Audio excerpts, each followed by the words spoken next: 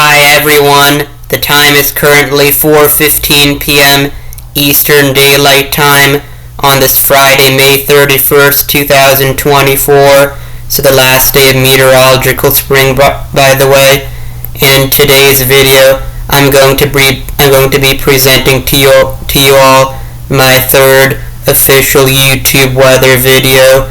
And in today's video, we're going to be taking a look at summer 2024 updates. So we're going to be looking at temperature and precipitation forecasts, ENSO updates or Nino-Southern Oscillation updates, plus a look at the Atlantic hurricane season. So first of all, I have here the 3 to 4 week outlooks pulled up from NOAA, so the National Oceanic and Atmospheric Administration. It's going to be the time frame Saturday, June 15th, 2024 through Friday, June 28th, 2024. Updated today, Friday, May 31st, 2024. So these are for temperature and precipitation as usual, and as you can see, most of the continental United States is expected to have above average temperatures there. You can see we do have some equal chances for above or below average temperatures there for the Ohio Valley, Midwest, down through part of I would say the eastern Central Plains, close to parts of the interior Southeast down through that area, as well as some equal chances for above or below average temperatures along the West Coast. We also have some above average temperatures possible for the northern half to northern 2/3 of Alaska there. We have equal chances for further south in Alaska, and along most of the southern coast of Alaska we have a slight lean towards possibly below average temperatures overall. So now for the 3 to 4 week precipitation outlook.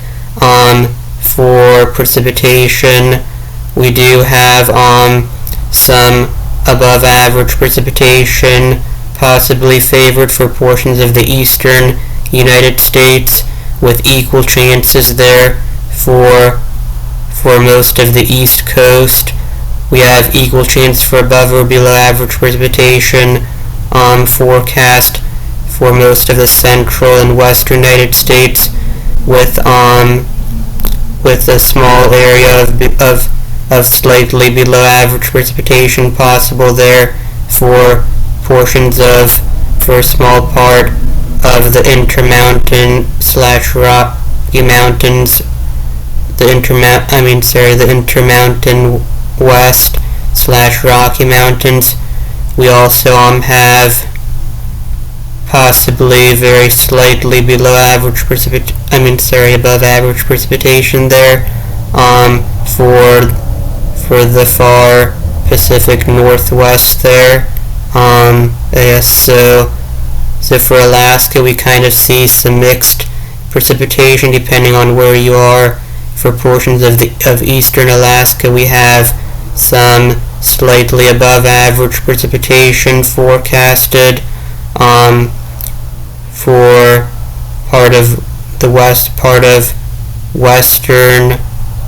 portions of western Alaska, maybe we could be looking at slightly below average precipitation, and then in most areas in between looking at equal chances for above or below average precipitation, and then along the southern and eastern coast of Alaska, equal chances as well. So now we are going to go ahead and take a look at updated official 30-day forecasts for June 2024 for temperature and precipitation as well. From today, Friday, May 31st, 2024. So as you can see, we also, for June 2024, are expecting above average temperatures for most of the contiguous United States with equal chances over I would say the heart of the eastern United States for above or below average temperatures. For the southwest coast we also have equal chances for above or below average temperatures. For Alaska we have above average temperatures possible for far northern Alaska, equal chances for most of the state, and then below average temperatures possible for southern and southwestern Alaska, and for the southeast coast of Alaska, equal chances for above or below average temperatures as well. Now for precipitation, so above average precipitation there possible for across parts of the southeast and south central United States. Above average precipitation possible also for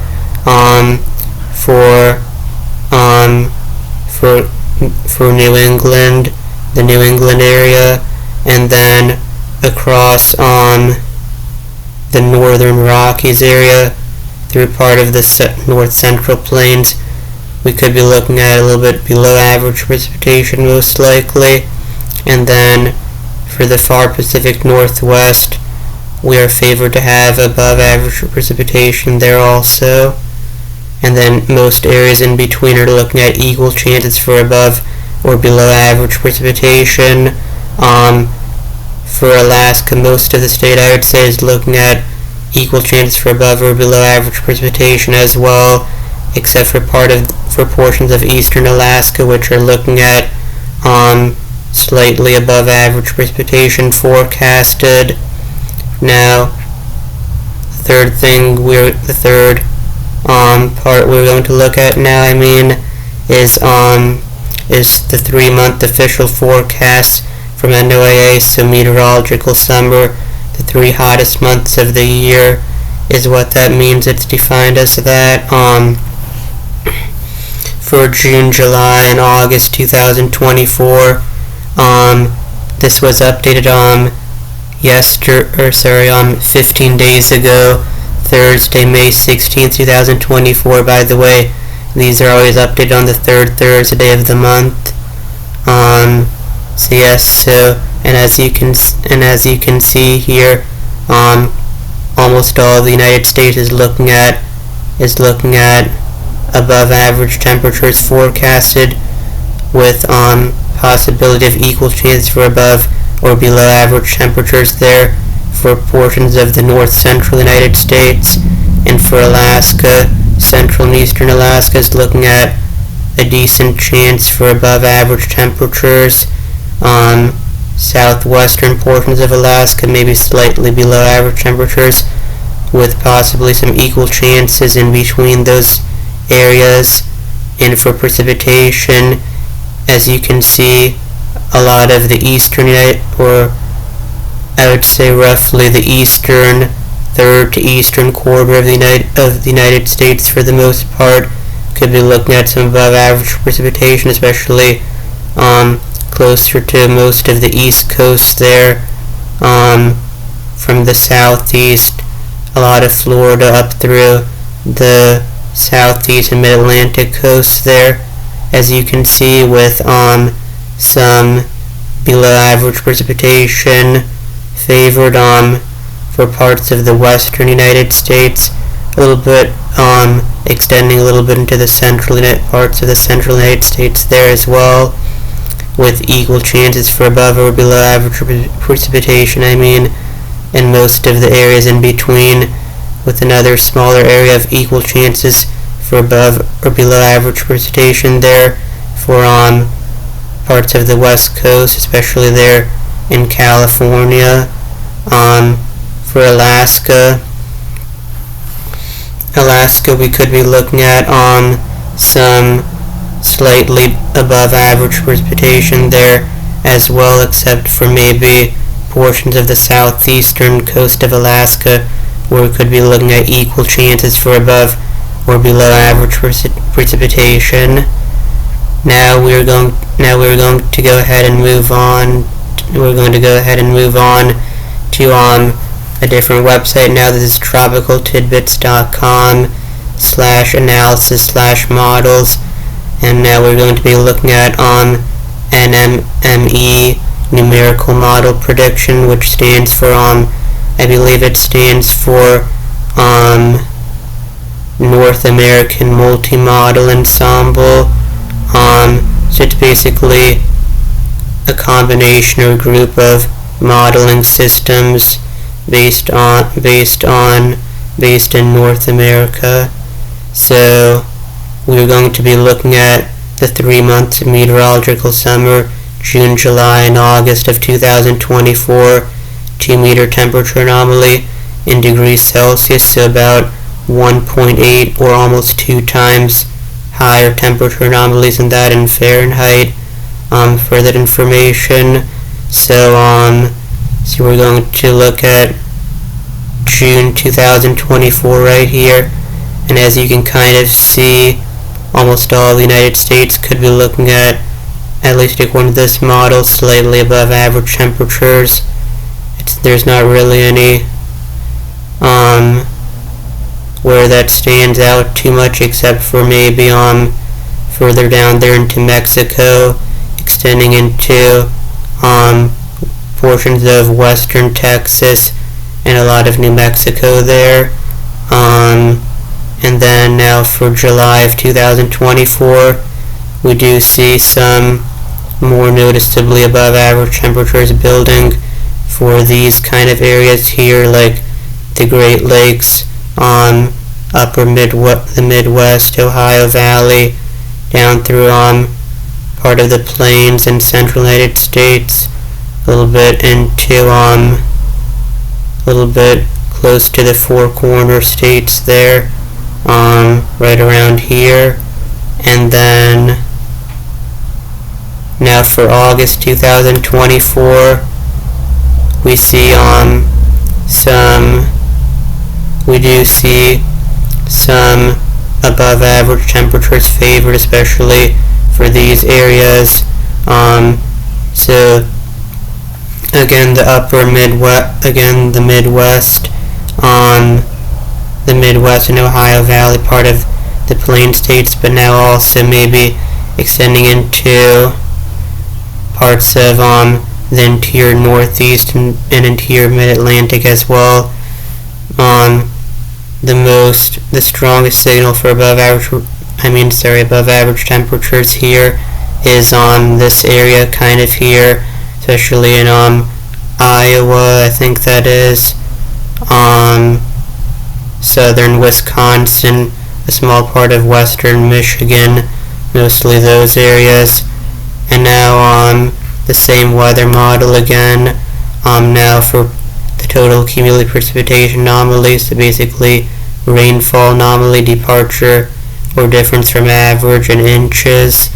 And as you can see, let's go ahead and go to June 2024, so we can see here we do have some above average precipitation favored kind of for parts of the north central plains and a little bit of the Rocky Mountain west there, for the Mid-Atlantic, for parts of the Mid-Atlantic and Northeast as well. Well, most of the Mid-Atlantic and part of the Northeast, we could be looking at some above average precipitation a little bit there, and also some smaller pockets in the Midwest and Ohio Valley, with closer to average precipitation, I would say, for most of the rest of the United States, except for a lot of New Mexico and Wyoming. Parts of Wyoming could be looking at least a little bit below average precipitation there. Also down into Mexico, more noticeably, you can see some below average precipitation expected there. Also, I forgot to say a little bit into southeast Canada here as well, some above average precipitation, a good chance for that as well. Now for July of 2024, you can see the highest chance for above average precipitation is actually in the Gulf of Mexico, but extends a little bit into the southeast coast, and also another smaller area there for kind of the northern, southeast, and southern mid-Atlantic area. Portions of those areas could be looking at least a little bit above average precipitation, with some below average precipitation possible across some of the interior west, as well as parts of western to central Mexico, and then most areas between those areas could be looking at closer to near average precipitation overall. So for July of 2024, August 2024, we could be looking at some, we could be looking at the above average precipitation, I think actually again, focused on especially the Gulf of Mexico there, but extending a little bit more now into the southeast United States, especially there along the coast. For the southern mid-Atlantic coast, a small area of above average precipitation possible there as well as southern coastal New England areas, portions of those areas as well, and then also for parts of the west United States as well. Those areas could be looking at some below average precipitation there, and then extending again into parts of western central Mexico, some below average precipitation possible, and most areas, and then the majority of other areas might be closer to average, it looks like, for August 2024 according to this weather model here. Now we're going to go ahead and move on to the latest updates for ENSO, Nino-Southern Oscillation, recent evolution, current status, and predictions here.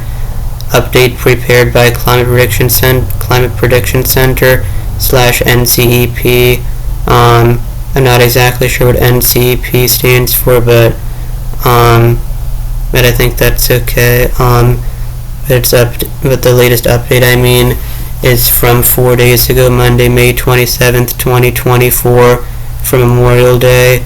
The outline says summary, recent evolution and current conditions, Oceanic Nino Index, ONI, Pacific SST or sea surface temperature outlook, U.S. or United States seasonal precipitation and temperature outlooks, and summary. By the way, we're not going to be looking at all these sections, by the way, just to let you know, for today. But we are going to start with the summary here. So summary, ENSO alert system status, El Nino advisory / La Nina watch. El Nino is transitioning toward ENSO neutral. Equatorial sea surface temperatures, or SSTs, are above average in the western and central Pacific Ocean, and below average sea surface temperature anomalies are emerging in the east, central, and eastern Pacific Ocean. A transition from El Nino to ENSO neutral is likely in the next month. La Nina may develop in June through August 2024, 49% chance, or July through September, 69% chance. Note, these statements are updated once a month, second Thursday of each month, in association with the ENSO diagnostic discussion, which can be found by clicking here. But by the way, just to let you know, when you click here, I can show you if you click on PDF English version, this is the format that it will be in here. So that's kind of what it looks like, just to let you all know. But anyways, back to the web page here.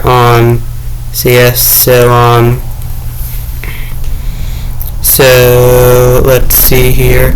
So Nino region SST or sea surface departures in degrees Celsius from average.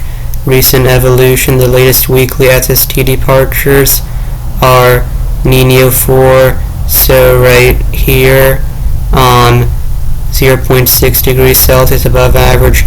Nino 3.4 in this area right here, 0.2 degrees Celsius above average. Nino 3 right around, I think right around here actually, 0.2 degrees Celsius below average. And the Nino 1 plus 2 regions, so right around here, the furthest below average actually, 1.1 degrees Celsius below average there. And now, so SST departures in degrees Celsius in the tropical Pacific during the last 4 weeks. In the last 4 weeks, equatorial SSTs were above average in the central and western Pacific Ocean. Near to below average SSTs were evident in the east central and eastern Pacific Ocean. And as you can see, the La Nina is kind of in the process of developing right in these areas, as you can see, with still some above average temperatures further west for the most part in the equatorial tropical Pacific Ocean there. For global SST or sea surface temperature departures in degrees Celsius during the last 4 weeks. During the last 4 weeks, equatorial SSTs were above average across the western central Pacific Ocean, the Indian Ocean, and the Atlantic Ocean. Near to below average SSTs were evident in the east central and eastern Pacific Ocean there. So let's see here, so near to below average SSTs right around here, so similar to the map that I just showed you above right here. And by the way, these are both from, let's see, so these were both from Sunday, April 28th, 2024 through Sunday, May 25th, 2024. Sunday, April 28th through Saturday, May 25th, 2024. So yes, so for weekly SST departures during the last 4 weeks. During the last 4 weeks, above average SSTs have gradually weakened across the equatorial Pacific Ocean. Below average SST sea surface temperature anomalies have strengthened in the east central and eastern Pacific Ocean. And by the way, just to clarify, that would be due to the developing La Nina that is starting to be in the process of taking place very soon. These are kind of what it looks like in these kind of visuals here, these visual displays. Wednesday, May 1st, Wednesday, May 8th, Wednesday, May 15th, Wednesday, May 22nd, and actually that's it for that slide. So change in weekly SST departures over the last 4 weeks. During the last 4 weeks, negative sea surface temperature anomaly changes were observed across most of the equatorial Pacific Ocean. And as you can see, that means that most of the equatorial tropical Pacific Ocean has cooled down during the last 4 weeks there, to the last month. Let's see, we're going to skip this section, these few sections here. So yes, so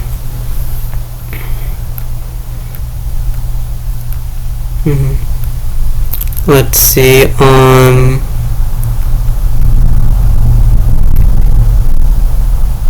yes, so just gonna so just for a little bit of clarification / background, I guess, the oceanic Nino index print is ONI. The ONI is based on sea surface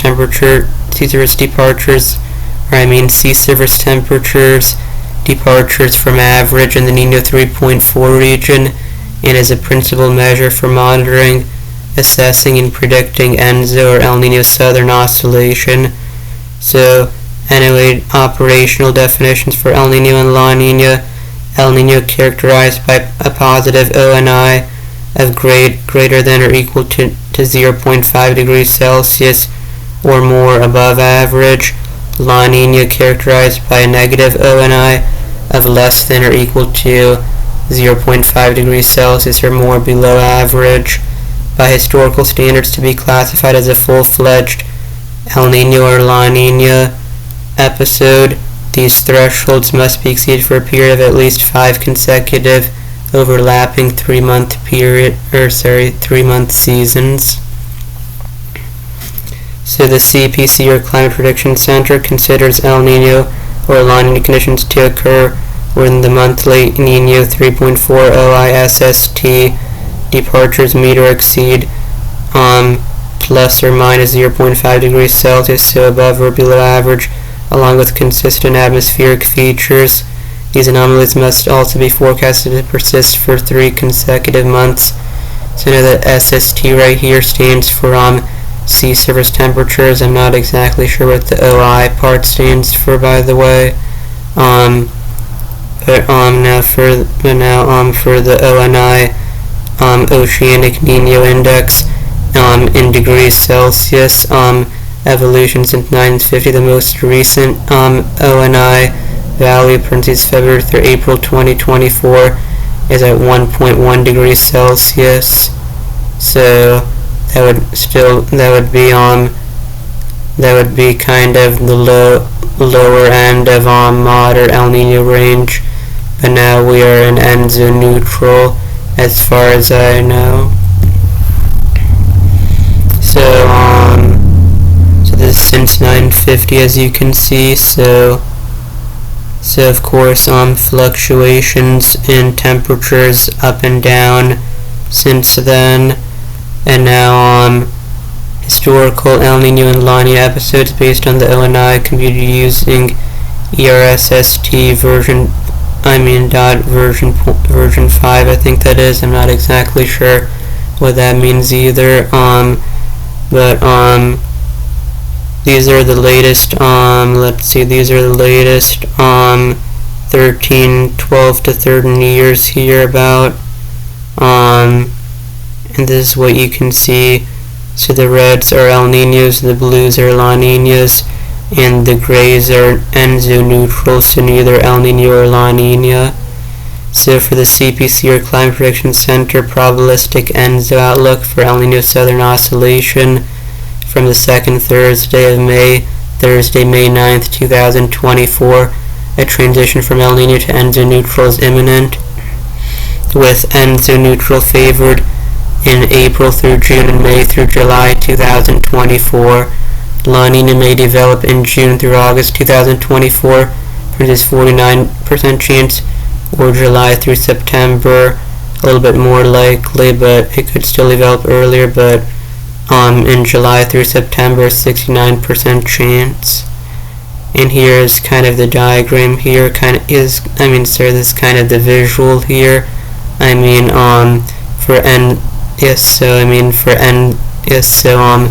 For the official NOAA CPC Climate Prediction Center ENSO or El Nino-Southern Oscillation probabilities from May of 2024, we can see that April, May, June will probably be April, May, June time frame will probably most likely be in an ENSO neutral, classified by the time this 3-month period is finished. But there's also a small chance it could end up being an El Nino 3-month period, and then an even higher chance for ENSO neutral during May, June, and July. with a very small chance for El Nino. For La Nina, and then very close to 0 chance for El Nino. So let's see here. So for June, July, and August, the 3 months of meteorological summer, we have near equal chances for ENSO neutral or La Nina to be present, with just ever so slightly, maybe just 1 or 2% chance higher for ENSO neutral, and extremely close to 0 chance for El Nino. Same with the next at least several months, near 0 chance for El Nino, very high chance for La Nina by late summer, by end of summer, especially into fall, with decreasing chances, much lower chances for ENSO neutral, as you can see represented by the gray shadings there. Now for the Pacific, for the IRI Pacific Nino 3.4 SST model outlook, not exactly sure what IRI stands for, but this is one of the models that they use. I think this is actually, let me see, I think it stands for the International Research Institute, because it says the figure provided by the International Research Institute, or IRI, for Climate Society, updated, so that would be updated May 20th, 2024, so Monday, May 20th, 2024, we can see here the majority of models indicate ENSO neutral will persist through July through September 2024. Thereafter, most models indicate a transition to La Nina around August through October 2024 time frame period. So around late summer to early fall time frame. And as you can see, by the way, the green line here is the statistical average. The pink/purple, or I should say magenta line, is the dynamical average, and for those, so that's the statistical and dynamical averages of those models. CPC, or Climate Prediction Center console average, is a little bit further into La Nina, as you can see, but most models are showing the La Nina developing heading into late summer and early fall. And now for the SST, or Sea Surface Temperature Outlook, NCEP CFS, or Climate Forecasting System version 2 forecast, parentheses PDF corrected. Also from 4 days ago, Monday, May 27th, 2024, the CFS version 2.0 ensemble mean black dashed line indicates El Nino may transition to ENSO neutral in May, followed by transition to La Nina around July through September timeframe 2024. And as you can see, that is represented by the black shading line. So right around here, right here about is the border line between ENSO neutral and La Nina at 0.5 degrees Celsius below average there. So let's see here now. So let's see here. So U.S. temperature precipitation departures during the last 30 days. You can see above average precipitation in these green shading areas, and then in the browns below average precipitation there. For temperature departures in degrees Celsius, we can see above average temperatures in the east United States there, especially for the Midwest there, extending into these kind of areas here, and then more below average mostly below average temperatures there for the west, and then kind of more marginally above average temperatures for areas in between there, as you can see. U.S. temperature and precipitation departures during the last 90 days there you can see. Again, above average precipitation, I mean, there are shadings in the green, not too many, not as many this time around, or not as strongly, I should say, as for the past 30 days, and then in the brown, some below average precipitation there during the last 90 days. During the last 90 days. By the way, ending from 6 days ago, Saturday, May 25th, 2024. And then for temperatures here, again, this actually looks very similar to in the past 30 days. Again, above average temperatures there for the east, especially there for the Midwest, Ohio Valley, and parts of the interior, Northeast and Mid-Atlantic, and Appalachian states, I would say. I see here, and then for a good amount of the West,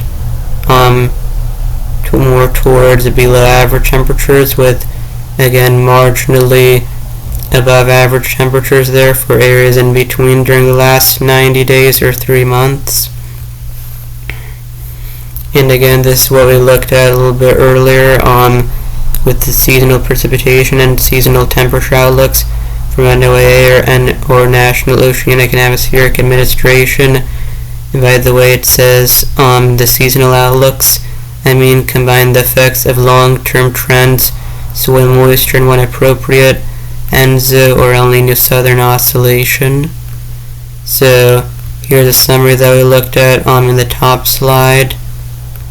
But now also for today's video, as I mentioned, we're also going to be looking at, I'm going to give you a little bit of insight on this year's 2024 Atlantic hurricane season. And this is not an official forecast, by the way, but I think it will be some helpful and educational information here. Now we are now back on tropicaltidbits.com. This is /analysis/ocean. This is the sea surface temperature anomalies across the globe. Blues are cooler than average. Oranges and reds are warmer than average. Based on the CFSR 1981 through 2010 climatology. So first we're going to be looking at Nino 3.4, and we can see from this morning 0.18 degrees 0.18 degrees Celsius below average, consistent with ENSO neutral currently for conditions. For the North Atlantic, right now we can see we're still looking at some above average temperatures there. Not super strongly above average, but still above average there at 0.252 degrees Celsius above average. Yes, as of this morning. And now for the Atlantic Main Development Region. In the past week or two, it's been on a slight downward trend, but it's still been noticeably above average at 0.662 degrees Celsius above average. As of this morning. Now for the Caribbean. Maybe a slight downward trend in the past week or two, but very little actually. It's actually well above average there at 0.899, so almost 0.9 degrees Celsius above average there in the Caribbean. And as you know, the Caribbean is usually a favorable area for tropical development in general, because it is further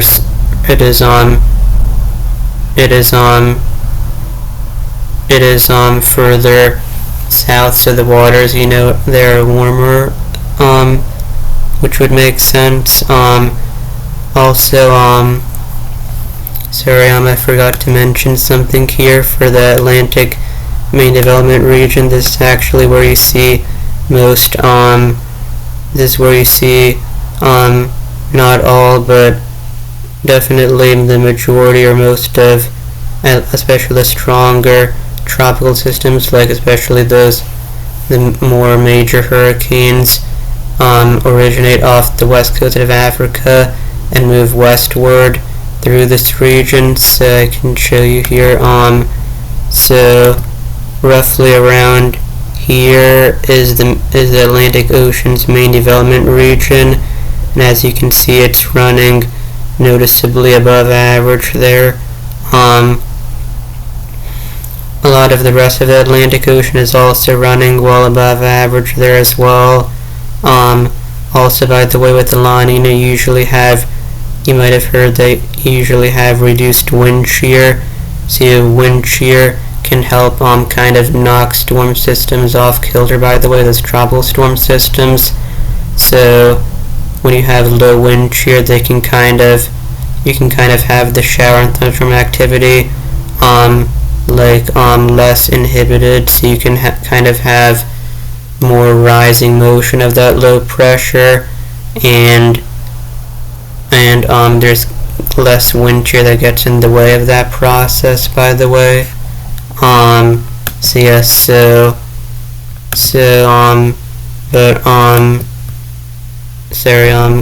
I showed you the Caribbean, for the Gulf of Mexico there.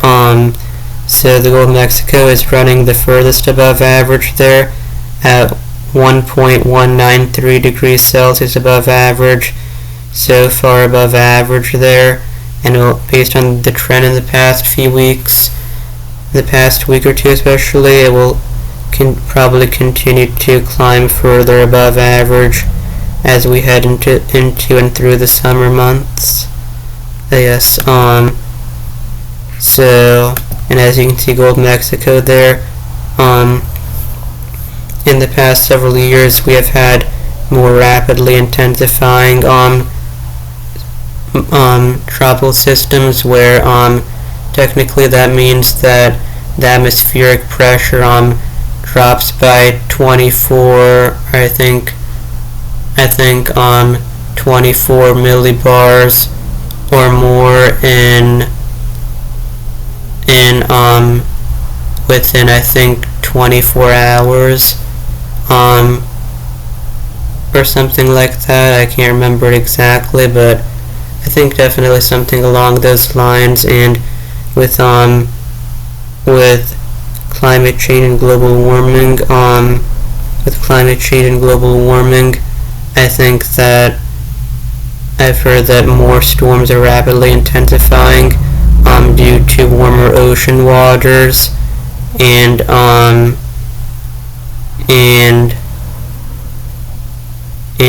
especially in this area, we have had, in some recent years, we have had historically warm temperatures. I think I remember in the Gulf of Mexico, I remember that a few summers ago, parts of the Gulf of Mexico, I think near the west coast of Florida, hit 100 degrees, which was unprecedented actually.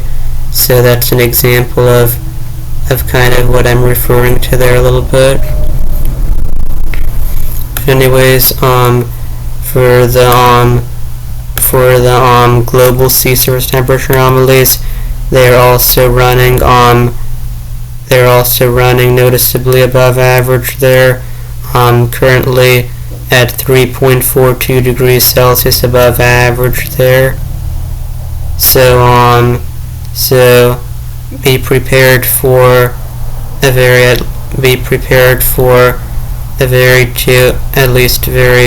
probably extremely active Atlantic hurricane season. I've heard this hurricane season is not looking good at all. In the Atlantic. So be prepared. Also, the National Hurricane Center on nhc.noaa.gov definitely has some essential information. So consider checking that out when you have a chance to. But anyways, that is it for today's video. I hope that you enjoyed this video, and like the video if you enjoy this video, and thank you all for watching, of course, and enjoy the rest of your day and weekend, and I will see you all in the next video. So have a nice day and weekend, everyone. Bye.